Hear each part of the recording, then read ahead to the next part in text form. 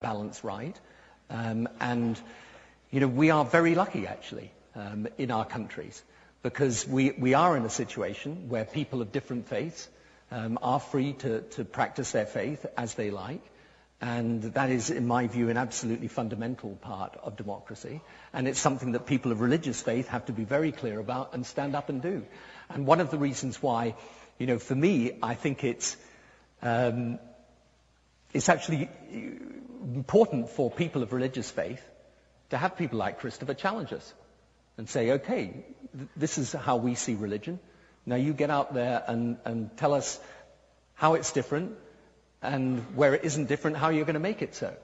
And I think that's a positive and good thing. All I ask for is that where people of faith are speaking in the public sphere, then people accept that we have a right to do that, and that sometimes we do that actually because we believe in the things that we're saying, and we're not trying to subvert or change democracy. On the contrary, we simply want to be part of it, and our voice is a voice that has a right to be heard alongside the voice of others.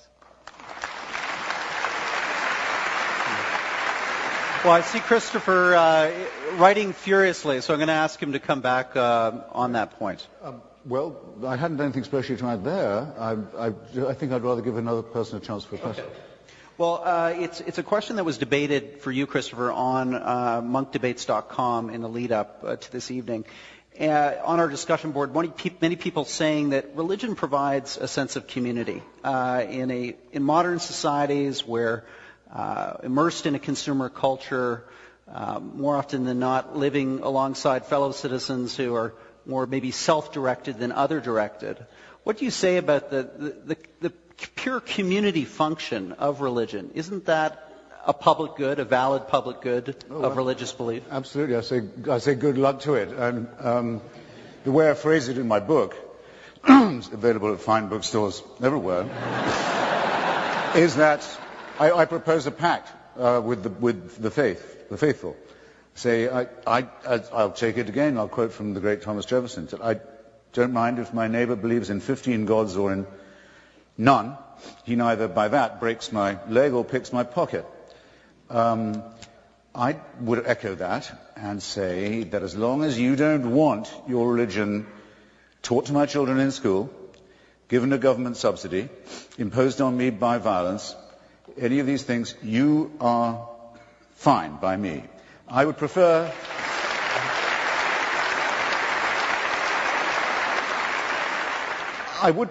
not even to know what it is that you do in that church of yours. In fact, if you force it on my attention, I will consider it a breach of that pact. Have your own bloody Christmas and so on. Do your slaughtering, if possible, in an abattoir, and don't mutilate the genitals of your children. Because then I'm afraid it gets within the ambit of law. All right, so don't you think that's reasonably pluralistic and communitarian of me? I think it is. Why is it a vain hope on my part? Why is that? Has this pact ever been honoured by the other side? Of course not. And it's a mystery to me, and I'll share it with you. If I believed that there was a saviour who'd been appointed or sent by, or a prophet, appointed or sent by a God who bore me in mind and loved me and wanted the best for me, if I believed that, and that I possessed the means of grace and the hope of glory, to phrase it like that, I think I might be happy. They say it's the way to happiness. Why doesn't it make them happy? Well, don't you think it's a perfectly decent question? Why doesn't it? Because they won't be happy till you believe it too. And why is that? Because that's what their holy books tell them. Now, I'm sorry, it's enough with saying in the name of religion. Do these texts say that until every knee bows at the name of Jesus and so on, there will be no happiness? Of course it is what they say. It isn't just a private belief. It is rather, and I think always has been, and it's why I'm here, actually a threat to the idea of a peaceable community. And very often, as now, and frequently, a very palpable one. So I think that's the underlying energy that powers the friendly disagreement between Tony and myself.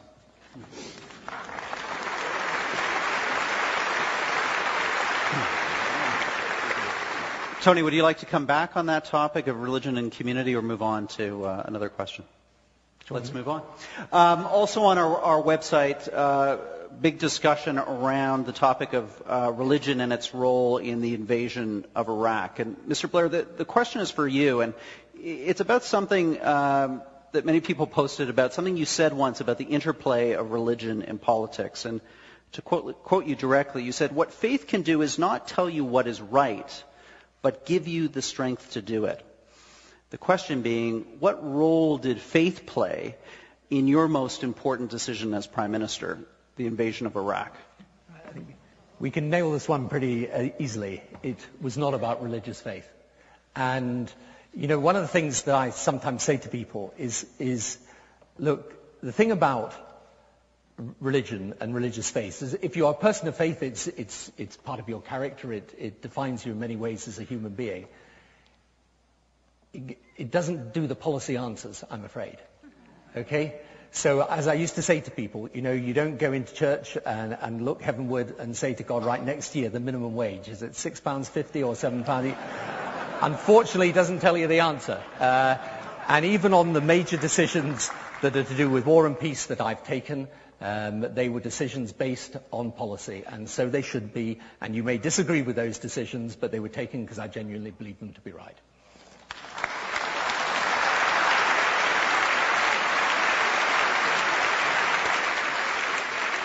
So, Christopher, the natural follow-on question to you is, how did you square the circle, or maybe you didn't, between your support for the Iraq War and, let's say, the current then-President, George W. Bush, and his very public evocation of faith in terms of his rhetoric around the invasion? Well, I don't remember. In fact, I don't think you can point out to me any moment where George Bush said he was under divine order or had any divine warrant for intervention in Iraq. I'm perfectly certain that he might not have minded at some points giving that impression, but he wanted to give that impression about everything that he did.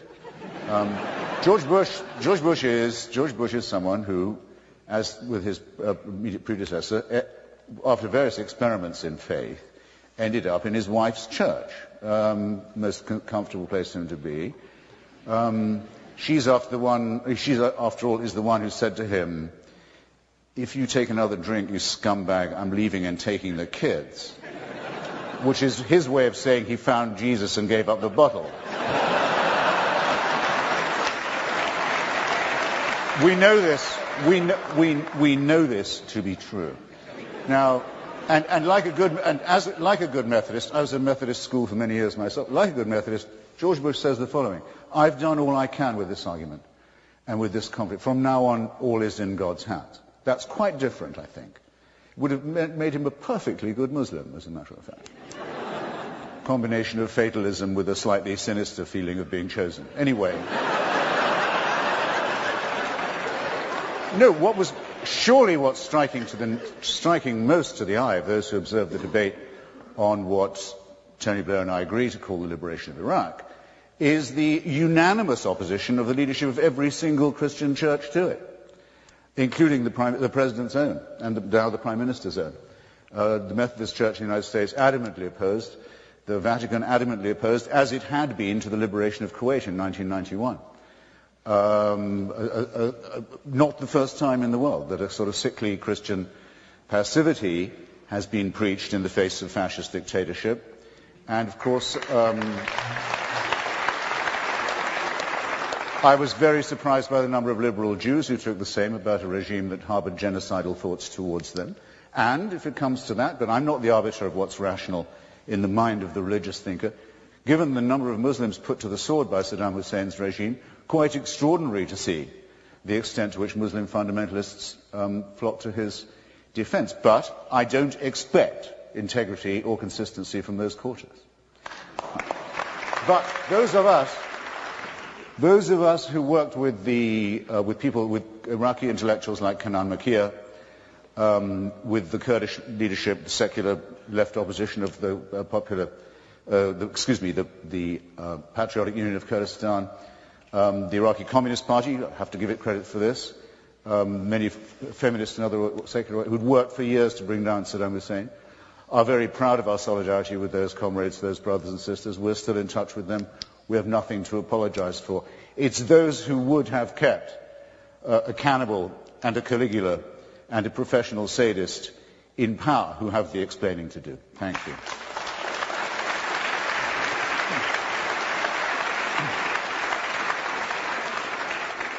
Well, I want to be conscious of our time and go to our two final on-stage questions, and I believe the first one is for Mr. Blair, a student at the Munk School of Global Affairs. Introduce yourself and ask your question to Mr. Blair. Yes, good evening. My name is Jonah Cantor, and my question pertains to something that's come up earlier this evening. Religion on both sides is often seen as an obstacle to peace in the Middle East, and I was wondering what role you believe faith can play in a positive manner in helping to bring peace between Israelis and Palestinians. Well, I remember a few months back I was in Jericho, and when you go out from Jericho, they took me up to. We went to visit the Mount of Temptation, which is where I think they take all the politicians. And the guide that was showing us around, the Palestinian guide, he suddenly stopped at one point and he said, "This part of the world," he said, "Moses, Jesus, Muhammad, why did they all have to come here?" And I sort of said, "Well, supposing they hadn't, would everything be fine?" And he said, "Oh, probably not." But you know, the religious leadership can play a part in this. For example, I don't think you will get a resolution of the issue of Jerusalem unless, which is a sacred and holy city to all three Abrahamic faiths, unless people of faith are prepared to try and find common ground so that they are entitled to worship in the way that they wish. And it's correct that in both Israel and Palestine, you see examples of religious fundamentalism and people espousing and doing extreme things as a result of their religion. But I can also tell you that there are rabbis and people of the Muslim faith on the Palestinian side who are desperately trying to find common ground and ways of working together. And I think, you know, part of the issue, and the reason indeed for me starting my faith foundation, is that we can argue forever the degree to which what is happening in the Middle East is a result of religion or the result of politics. But one thing is absolutely clear, that without those of religious faith playing a positive and constructive role, it's going to be very difficult to reach peace. So my view, again, and I think this is in a sense one of the debates that underlies everything we've been saying this evening, is if it is correct that you're not going to simply eliminate religion, you know, you're not going to drive religion out of the world, then let's work on how we make those people of different faiths, even though they believe that their own faith is the path that they believe to salvation, how they can work across the faith divide in order to produce respect and understanding and tolerance. Because, believe it or not, amongst all the examples of prejudice and bigotry that Christopher quite rightly draws attention to, there are also examples of people of deep religious faith, Jewish, Muslim and Christian, who are desperately trying to search for peace, and with the right political will supporting that, who would play a major part in achieving peace. So I agree.